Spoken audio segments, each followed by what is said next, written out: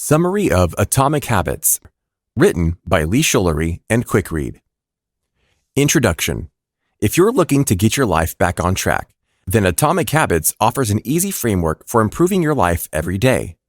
James Clear, one of the world's leading experts on habit formation, reveals strategies to help you form good habits and break the bad ones. You'll also learn to recognize how tiny daily habits can have an incredible impact on your life and your future. If you find that you struggle to change your habits, the problem isn't you, but your system. You see, your brain is wired to complete activities that are both easy and provide immediate gratification. Luckily, James Clear provides a proven system that will help you change your habits and take your life to new heights. Through this book, you will learn how to make time for new habits, overcome a lack of motivation and willpower, design your environment to make success easier, and learn how tracking your habits and finding an accountability partner will help you succeed. Chapter 1. Why Small Habits Can Make a Big Difference. When it comes to success, many people are focused on the wrong thing. They focus on the end goal versus the journey it takes to get there, and believe big decisions will get them to their final destination.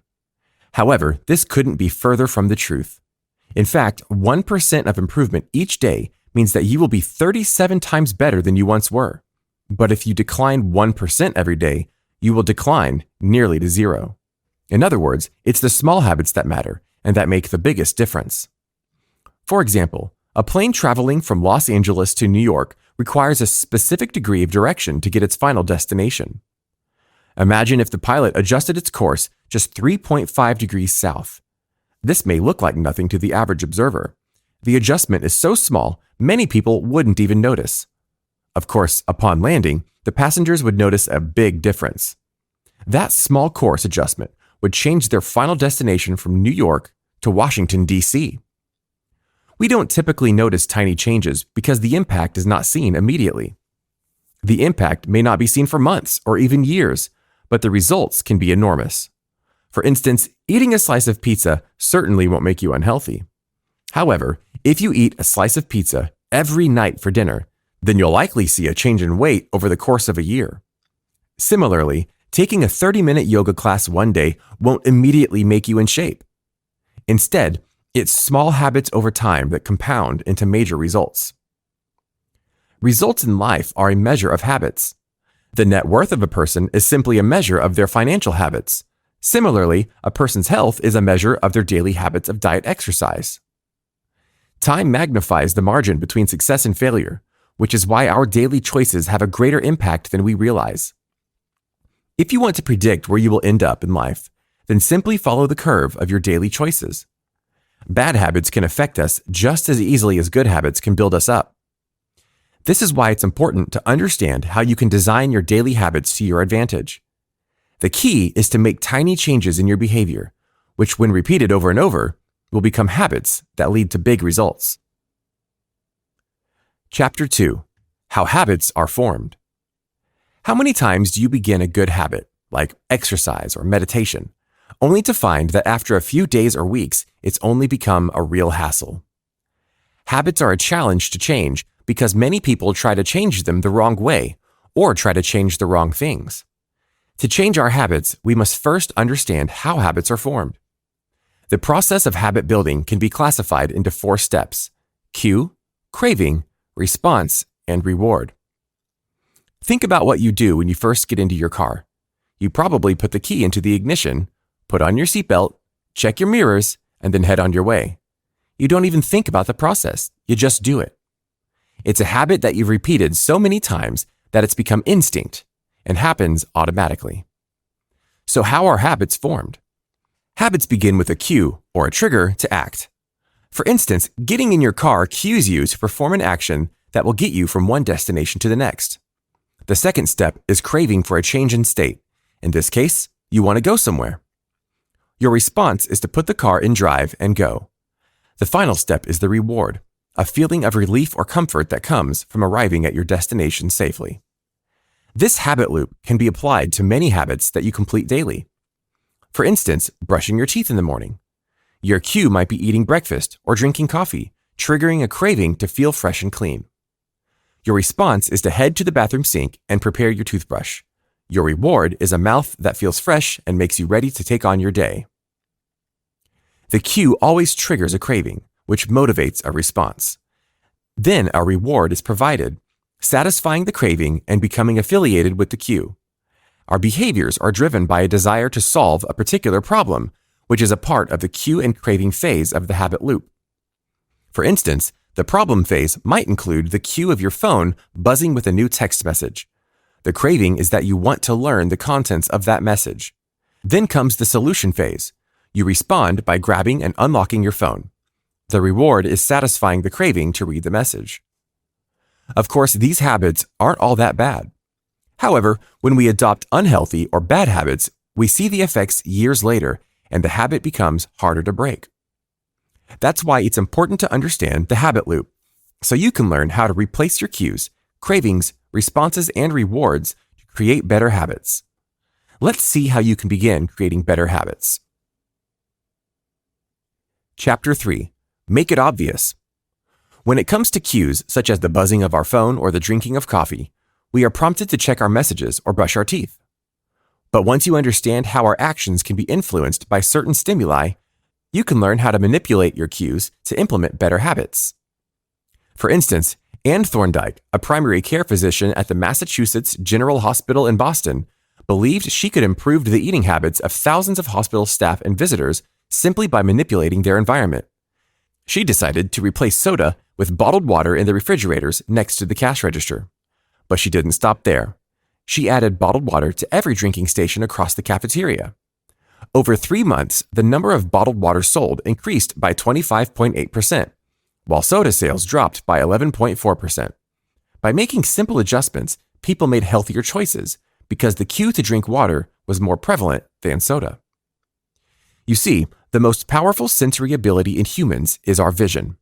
The human body contains almost 11 million sensory receptors, and almost 10 million are dedicated to sight alone.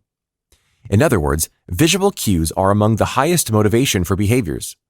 Therefore, a small change in what we can see can lead to a big change in what we do. Luckily, we can design our environments to our advantage. But how? Let's say you want to create a habit of practicing guitar. You'll be far less likely to practice if you keep your guitar locked away in a box in your closet. Instead, you should place your guitar somewhere easily seen, like the middle of a room. If you want to eat healthier, place snacks on the counter in plain sight instead of hiding somewhere in the pantry. Want to work out more? Simply put your workout clothes and sneakers out the night before, so when you wake up, you can see them. Creating visual cues can bring attention to your desired habit.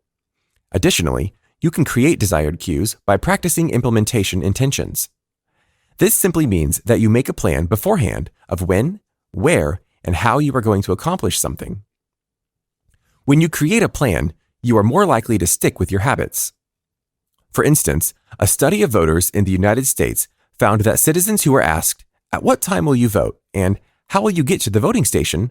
So instead of telling yourself that you're going to exercise more often, set a plan and say, "On Monday, Wednesday, and Friday, I'm going to go to spin class after work." And then pack a bag with you to bring for work and leave it in the front seat of your car so it stays in plain sight. Chapter 4. Make it attractive. Every day, we are bombarded with advertisements aimed at making clothing, food, home goods, anything more attractive.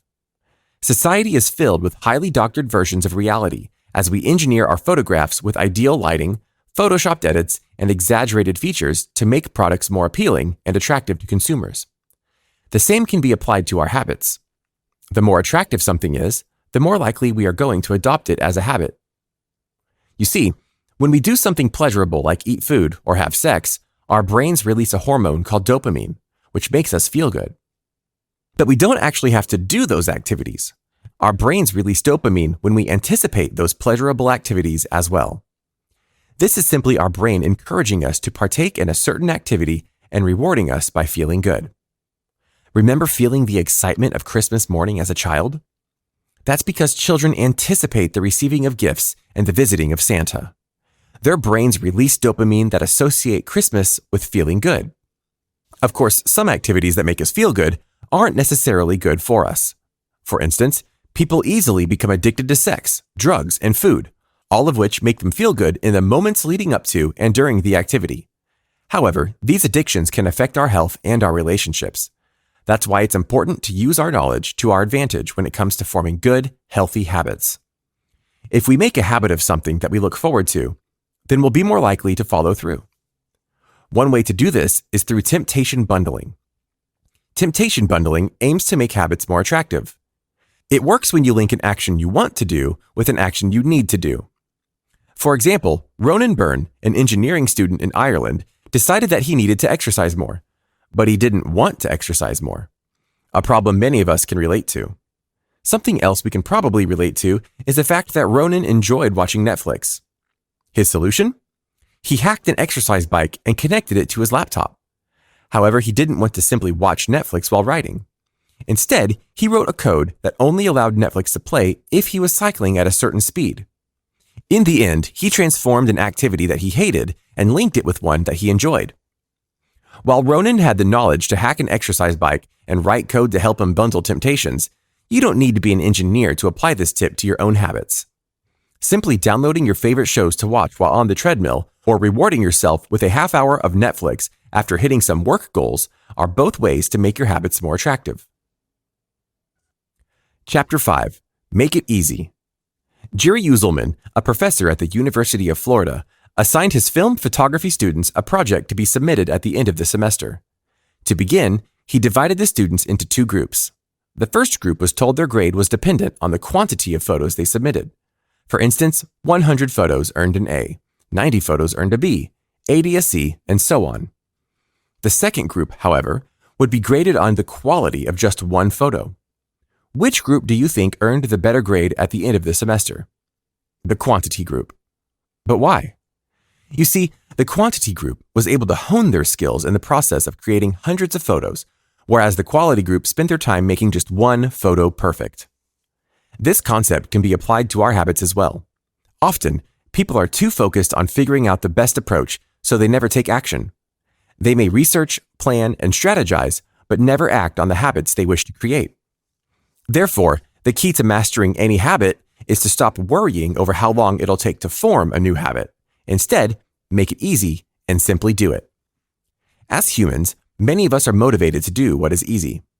The more energy a habit requires, the less likely we are to repeat it. Of course, making a hard habit easy might seem impossible, but there are many tips and tricks to make even the most difficult habits easy. For instance, the habit of sending cards for celebrations, birthdays, condolences, etc., is a nice habit to have, but the effort of going out to the store, picking one out, writing a message, and finally sending it out creates friction and makes us less likely to do it. However, the author's wife has created a hack to make a habit of sending cards a bit easier. By buying cards in bulk and storing them in the house, the author and his wife are far more likely to follow through with sending cards. They made the process easy. No longer do they have to go through the effort of going to the store to buy cards. You can use this tool to stop bad habits as well. The best way to break a bad habit is to make it impractical to do. For instance, if you want to break the habit of watching TV when you come home from work, then unplug the television and take out the batteries to the remote. You'll be far less likely to go through the effort of turning on the TV and spend your time forming a new, healthier habit. Another way to make the habit forming easy is through the 2-minute rule. The basis of the rule is to start small and make the habit easy to start. For instance, instead of telling yourself that you need to study for a class, you can start with the basics and tell yourself to open my notes. Or maybe you want to make a habit of doing some yoga after work. Instead of saying, I need to do 30 minutes of yoga, tell yourself, take out my yoga mat. By breaking down the habits into simple steps, you make the habit easier to form, which means you'll be more likely to form long-term habits. Chapter 6. Make it satisfying. The last step in making a long-term habit is to make it satisfying. Successful companies understand this concept and use it to their advantage. For example, toothpaste manufacturers saw great success when they added mint to their products. Mint allowed people to enjoy the act of brushing their teeth because it led to a satisfying, minty fresh feeling. If an experience isn't satisfying, it may not be repeated again. In the 1990s, Stephen Luby worked in a neighborhood in Karachi, Pakistan, as a public health researcher. During his time there, Luby achieved a 52% reduction in diarrhea among the local children. In addition, pneumonia rates dropped by 48% and skin infections by 35%. How did he achieve this? By introducing good soap. If you grew up in a westernized society, then you understand the importance of hand washing as a basic hygiene skill. Of course, the locals of the Pakistani neighborhood understood this as well, but they failed to create a healthy habit of washing hands. Luby recognized the need for the good soap and made the act of hand washing a satisfying experience. So he partnered with Procter & Gamble to introduce a premium soap to the neighborhood.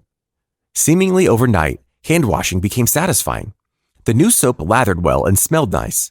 People now enjoyed the pleasurable experience and made a habit of washing their hands. While washing our hands or brushing our teeth brings immediate satisfaction, many other habits don't. This is called a delayed reward environment.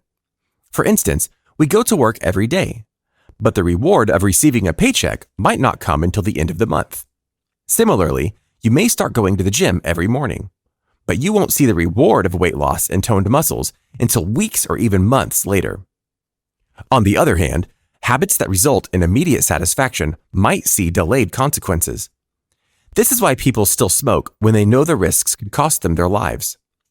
The consequence of cancer might not come until 20 years later, but at the moment it relieves stress and satisfies that nicotine craving.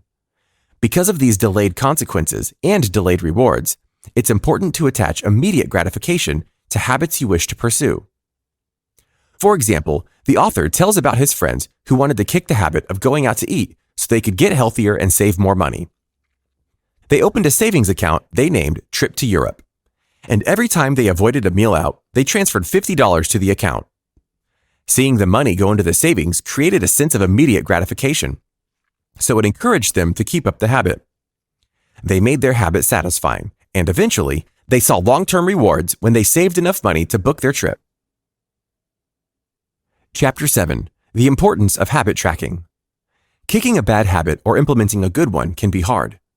While it's satisfying to make progress, sometimes that satisfaction is delayed, causing us to give up on those healthy habits. Additionally, we crave visual evidence of progress, which we don't always see when kicking habits like smoking. Luckily, there are ways to measure your progress visually by implementing habit tracking. Habit tracking is a simple but effective technique to ensure that you are staying on track. This technique is nothing new, however. In fact, Benjamin Franklin successfully tracked his habits, who, at the age of 20, started carrying around a booklet everywhere he went. In this booklet, Franklin recorded each time he adhered to his 13 personal virtues. His virtues consisted of activities to avoid, like frivolous conversations, but also included things he should do every day, like always do something useful. Each night, Franklin would record his successes, making a visual diary of his healthy habits.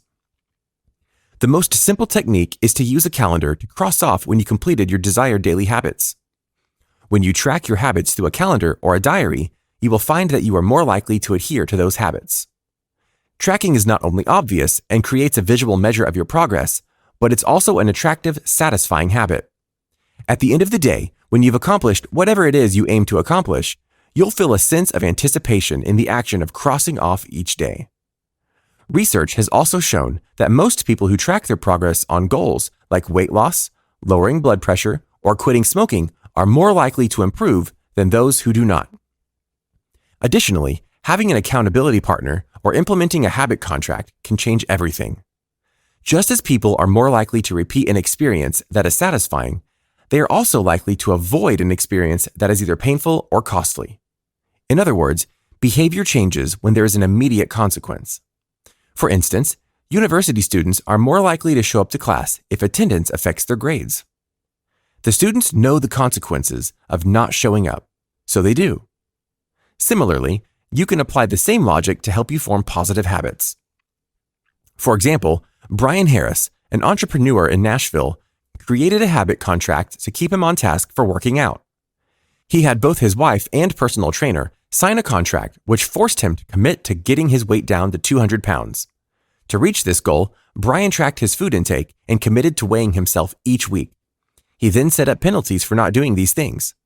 For instance, if he failed to track his food intake, he would have to pay his trainer $100, and if he failed to weigh himself, he would have to pay his wife $500. Brian's habit contract worked, not only because he was worried about losing the money, but also because he cared about what his trainer and his wife thought about him. He didn't want to let them down. In fact, knowing that someone is watching you can be enough motivation for success. This is why getting an accountability partner or signing a habit contract works well in implementing healthy habits. Final summary. While many people believe that making big changes is the key to success, it's the small things we do each day that have the biggest impact on our lives. Small daily habits will affect the person we become in the future, so it's critical that we adopt healthy habits to ensure we live long, successful lives. Of course, this is easier said than done, as forming new habits can be incredibly difficult. Luckily, there are many tips and tricks to help you implement new habits today. The 4 laws of habit forming include making it obvious, attractive, easy, and satisfying. When you can make your habits an attractive, easy, and satisfying experience, you'll be more likely to keep up with them. Additionally, an accountability partner and a habit contract will help you even further when starting new, healthy habits or kicking a bad one. This has been a summary of Atomic Habits by James Clear. The end. Did you like this audiobook summary? Click the like button now to support our channel and click subscribe if you want to get notified each time we post a new free audiobook summary on YouTube.